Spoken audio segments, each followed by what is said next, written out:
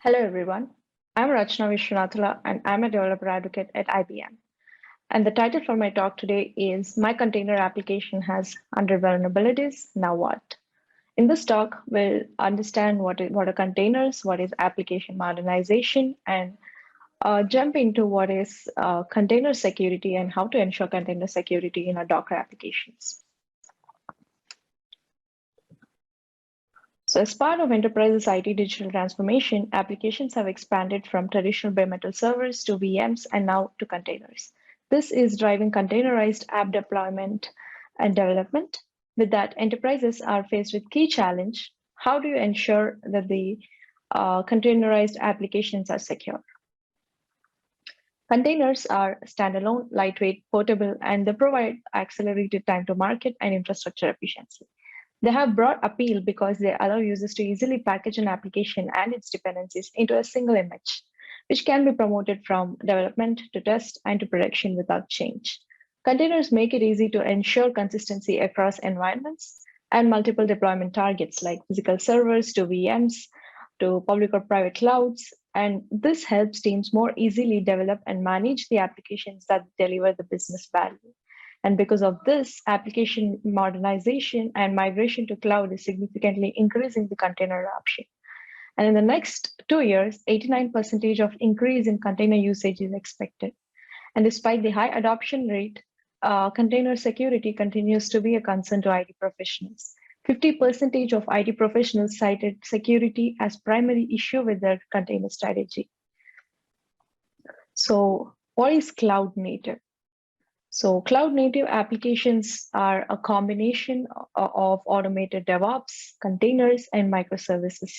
Cloud native applications are built using multiple independent microservices that are deployed in cloud environments. This avoids the monolith scenario of maybe tangled code, scope creep, and over collaboration that ultimately impacts the release schedules.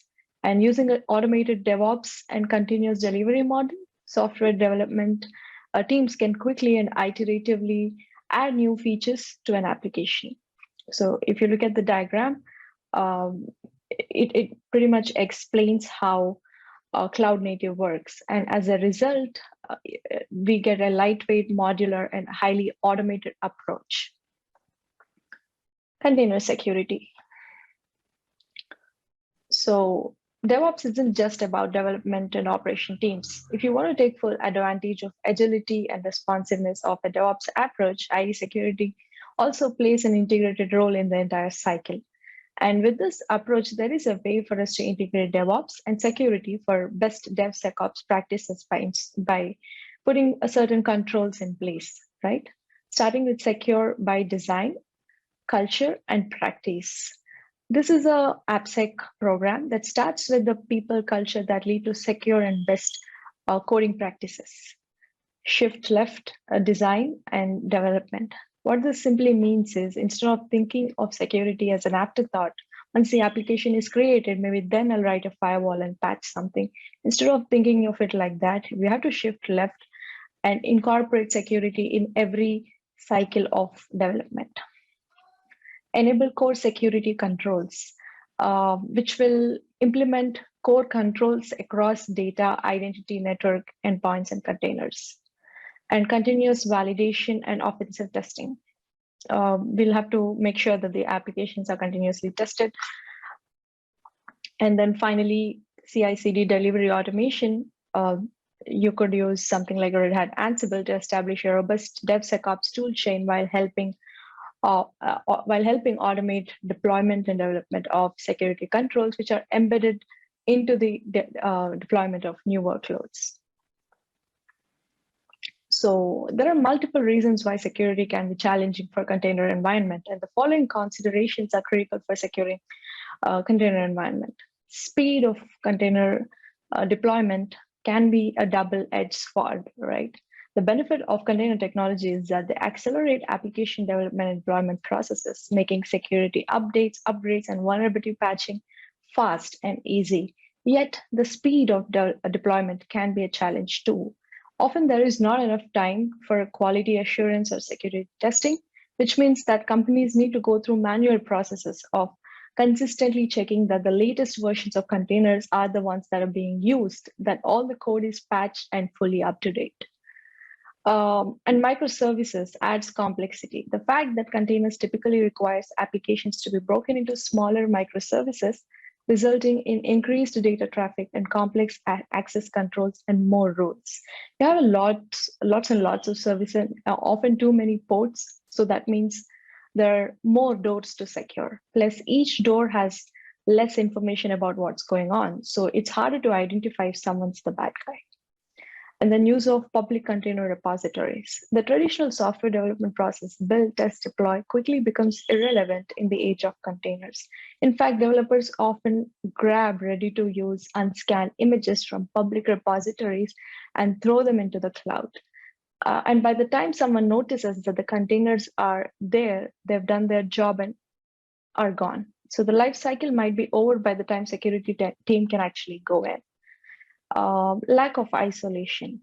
One of the nice things about virtual machines is that if an attacker takes over your VM, the damage he can do is limited to that particular VM. This is not so with the containers. An attacker who compromises one container could potentially gain access to the others that are running on the same host. And the lack of strict isolation between containers is another inherent container security challenge. Lack of visibility, right? The portability makes containers more susceptible to in-motion compromises. Many security professionals don't have the right tools to monitor transient containers and microservices as they appear and disappear.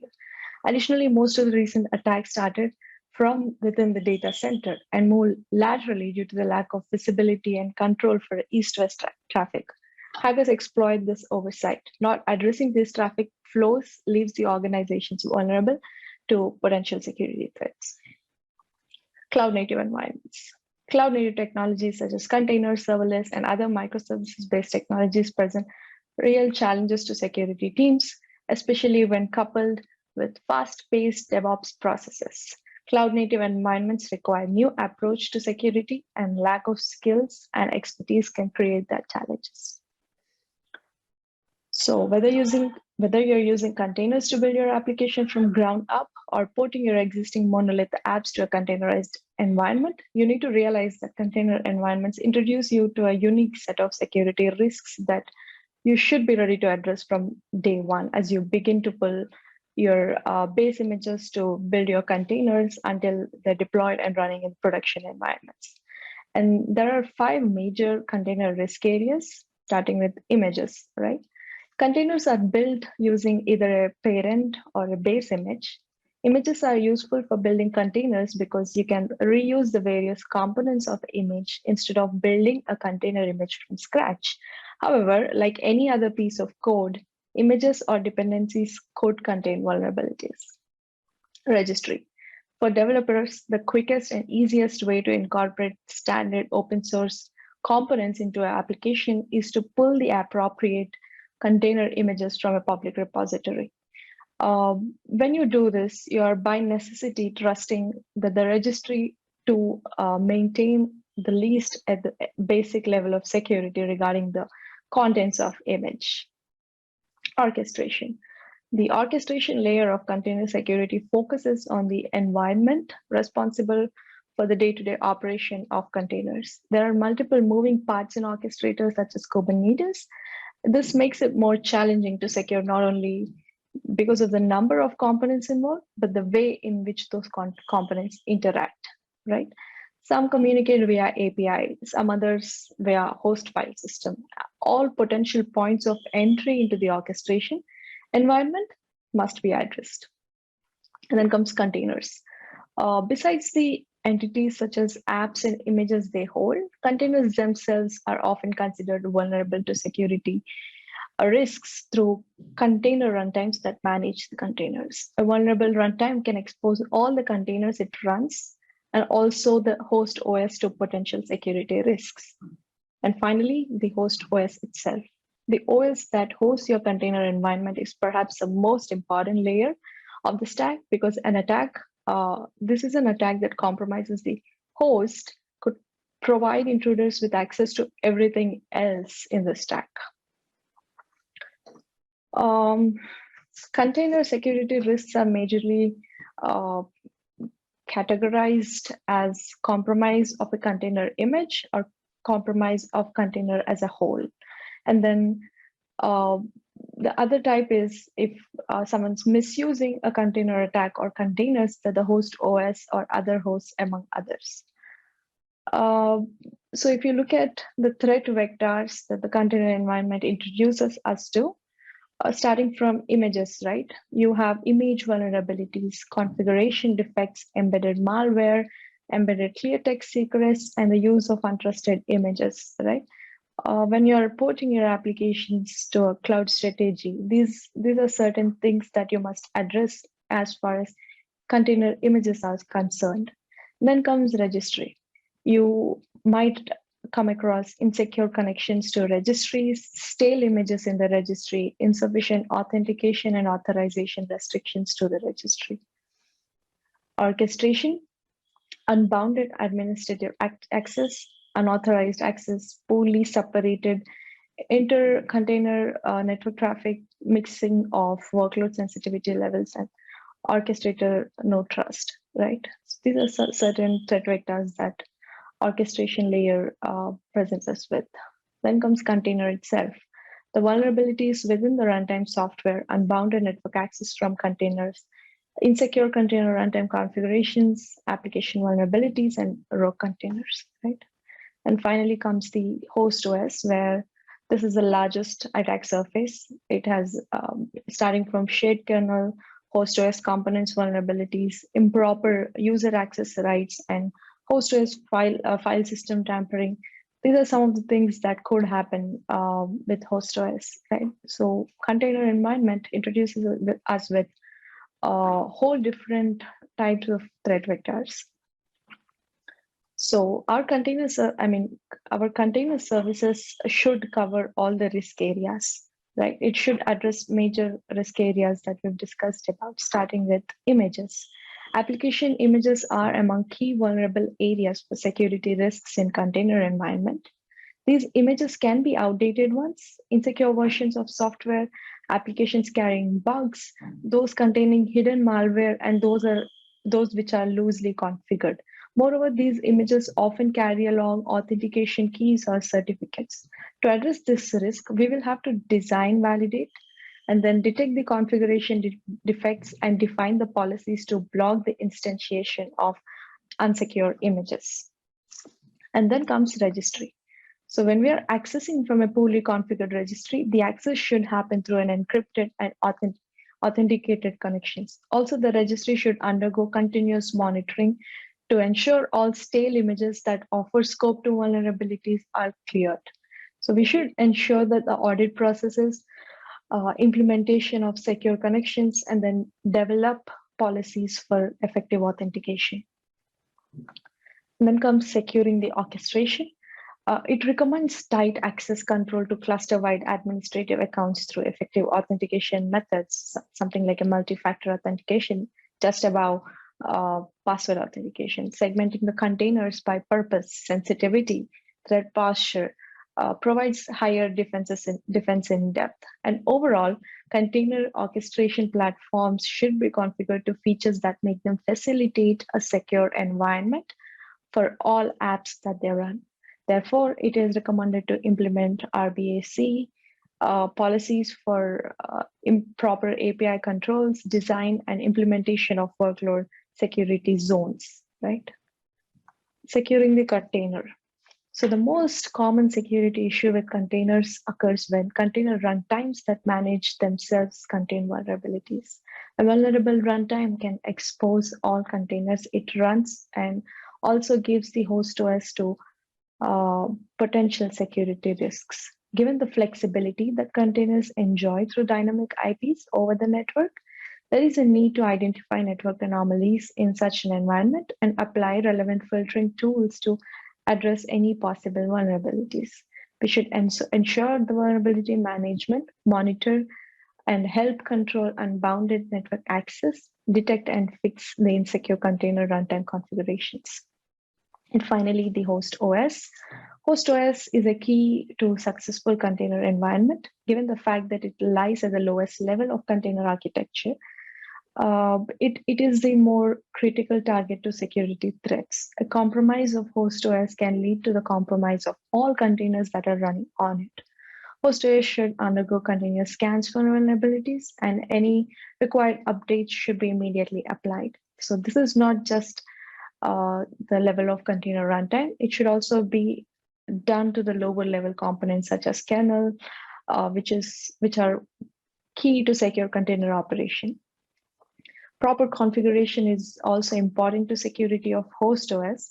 It should be run as immutable infrastructure with no data and application level dependencies. This makes HostOS highly reliable and effective in functioning. So these are some of the security controls to address the container risks that we've discussed about. So here are some of the best practices, right? When we are writing our code, these are some of the practices that we could follow, right? Starting with whitelisting the dependencies. So it's a trade-off between convenience and security, right? So solution is that let the developers be developers. Create a dedicated team to whitelist approved set of goal and base images for developers. And if you, this is a typical example that you're seeing on the screen. Remove the bloat that's found in your typical VM instance, right? You need to whitelist the dependencies that you need for your process. And then you remove the system libraries or tools that hackers sometimes love, right? And we have to use managed security services, ship the security consistently across the environments. So don't use the root user in the container, right? So it prevents hackers from doing anything that requires root with your container, right? If you don't use the root user in the container, it also prevents hackers from using apt-get to install additional tools that they might need to exploit further in your container base. So this is a typical example. Just put user X in your Docker file, and after running any commands that requires root. And then limit the container resources.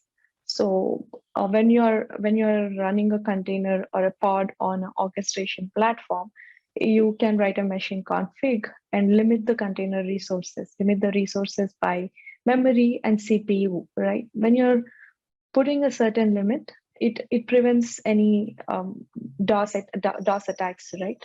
So one way to prevent DOS attacks is to place memory and CPU limits on the container. And these are some of the security options that Kubernetes environment offer. So use a non-root user and give only read-only file system. If you're writing a pod or if you're creating a container for a certain image, you can enable read-only access to the file system when you're writing the security context. And finally, disallow the privileged escalation, right? So in the specs that you're writing for instantiating a container image as a pod on orchestration platform, all you can do is write a security context, run as a non-root user, enable read-only access, and allow the privileged escalation. Disallow the privileged escalation.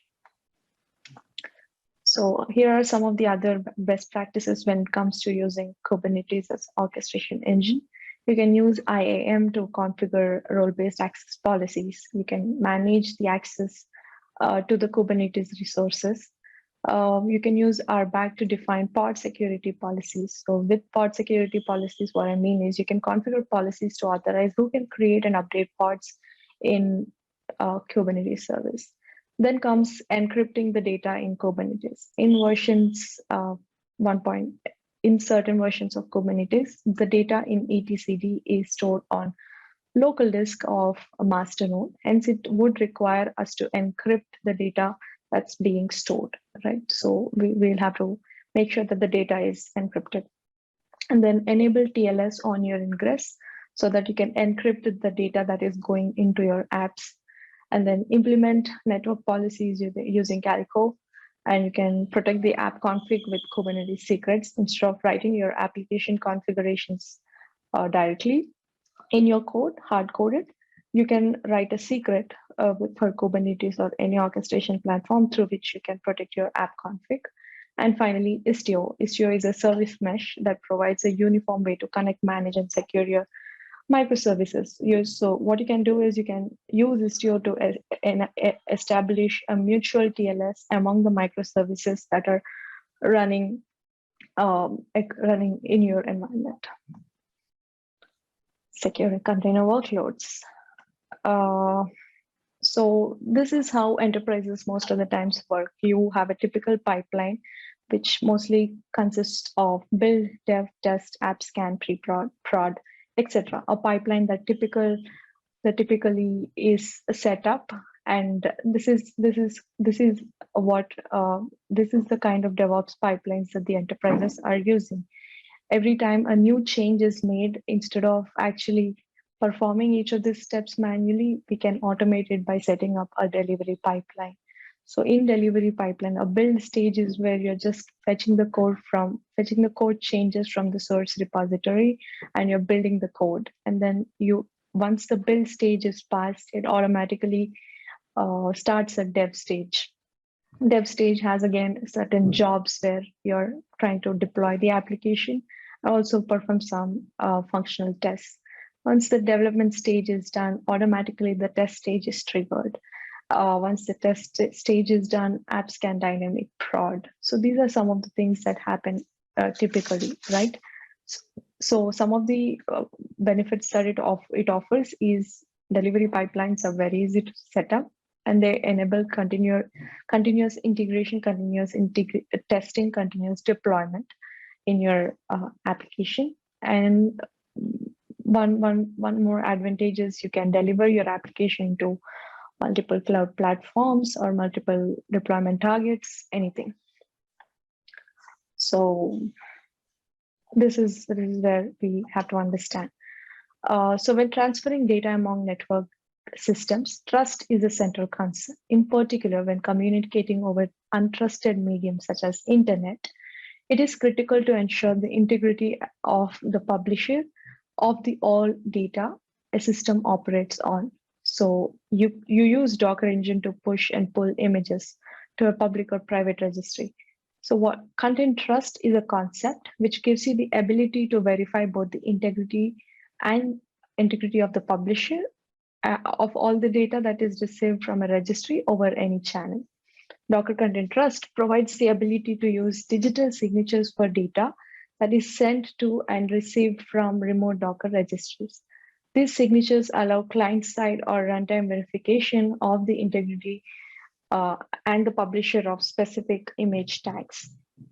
Through DCT, image publishers can sign their images, and image consumers can ensure that the images that they pull are signed.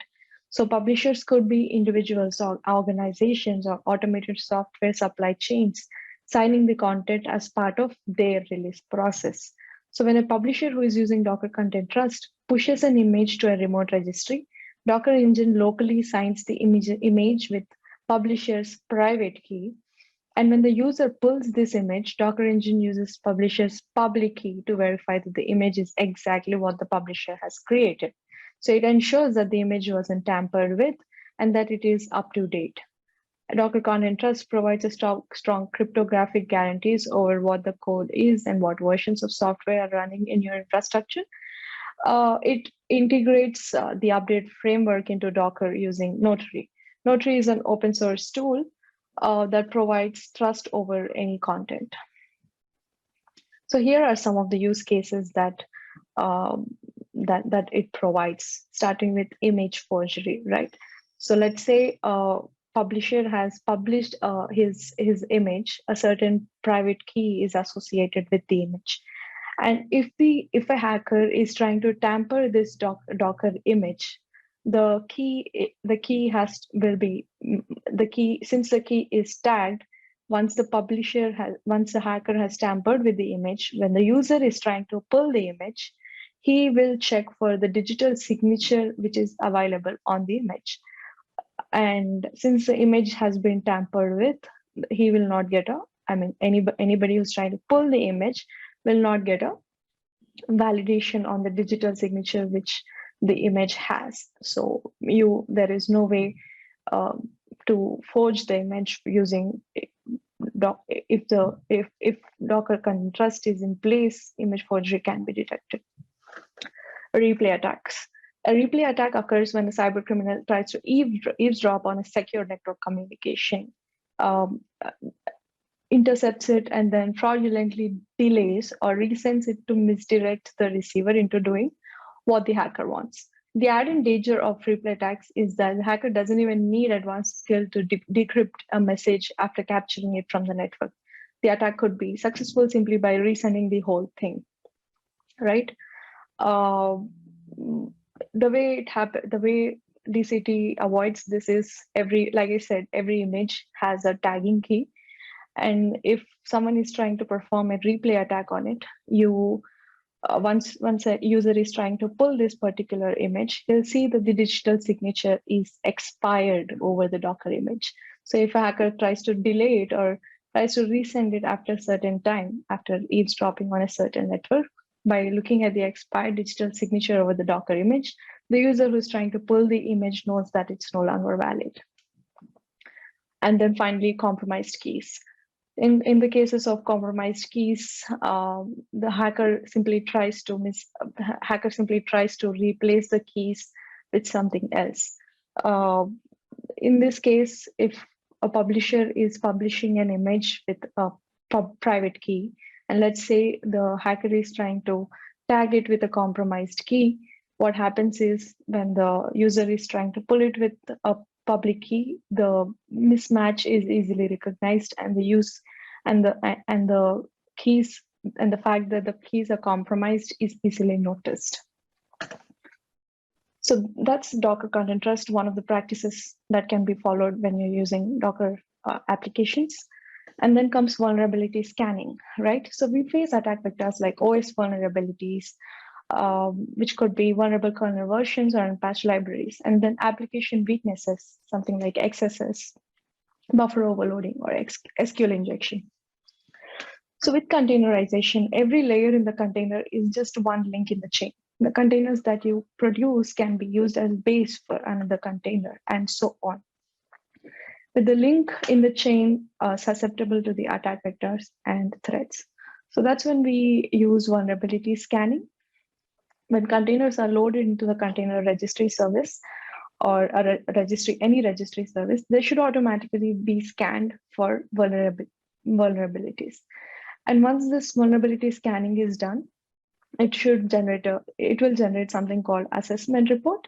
And this assessment report is something that consists of CVEs, the common vulnerabilities and exposures that are identified for the image, right? So whether it's exempt, the CVE ID, the security notice information, and the summary of the vulnerability that has been detected. So this is a typical process that happens. And these are some of the issues that will be captured by using VA scanning. So this is how it actually looks like. So if you see, once the image is scanned with vulnerability scanners, something like OpenSCAP, vulnerability IDs, CVEs are captured. And once the CVE is captured, you also have to understand which package has been affected. Once you identify which package is identified, typical VA scanners usually advise us on how to resolve it. So it's not limited to CVEs. VA scanners usually identify configuration issues too. Using these configuration issues, you can identify and accordingly address the patch, write a patch to it. And then comes Docker image signing, right? So in the same pipeline that you're setting up, one way to do is automate the entire process using tool chains. With the same, for an application, you can write two separate tool chain, one which focuses mostly on image signing. So if you see, there are two, this is an example that it could look like. There are two stages that are set up. The init Docker Content Trust stage starts by DCT, where it will create the DCT keys, right? Once the DCT keys are created, this stage also allocates the keys and provisions them to be the delegation keys that are used and to sign the Docker images in future. And the second stage that you're seeing here is to set up IKS runtime enforcement in the deployment cluster. So what this stage does is it creates image enforcement policy that is applied on the Kubernetes cluster. And the stage also specifies that an image can't be deployed until the signatures are found and validated. So you can control where images are deployed from, enforce VA policies, vulnerability advisor policies, and then ensure content trust is properly applied on the images. If the image does not meet your policy requirements, the pod is not deployed to your cluster or updated or maintained or anything. So CISE, Container Image Enforcement Policy, retrieves the information about image trust and vulnerabilities from the registry. You can choose to block or allow the deployment of images that are stored in other registries. So these are some of the steps. Instead of having your pipeline mostly focusing on building and containerizing and deploying, these are some of the stages that could ensure the security policies are in place. You have build, containerize, validate, and deploy stages in your DevOps tool chains. Writing unit tests in the build phase would make it easy for us to test that the application build, the code is properly being built. And in the containerized phase, you also build signed Docker images instead of building just Docker images, so that you ensure that the images are tagged and signed for us to validate before instantiating them. And the next stage comes, which is validate stage. This is where you're checking vulnerabilities. The check vulnerability stage is a stage where you're checking for if the image has any CVEs or configuration issues. If they are not there, if the stage passes, move on to the next job where you sign the image for validation. Once this is done, you go to a deploy phase where you do a pre-check of signatures. And once the signatures are confirmed, you instantiate the container image, which would mean that you're instantiating a pod on your orchestrator. And apart from this, your toolchain must contain vulnerability advisor software, Docker image signing, source control, issue tracking, online editing, and then finally deployment to a Kubernetes service or orchestration service that you're using. So if you look at the stage where we're talking about vulnerability scanning, it is a simple assessment that should give an overall status of the image based on the vulnerabilities or any configuration issues that are present in the image. If nothing is present, that's when you approve the image and instantiate the image. So if the image has indeed been found with vulnerabilities or configuration issues, just make sure that your tool chain will exempt it out and accordingly stop the instantiation of the container as a pod. So that's my talk. Thank you.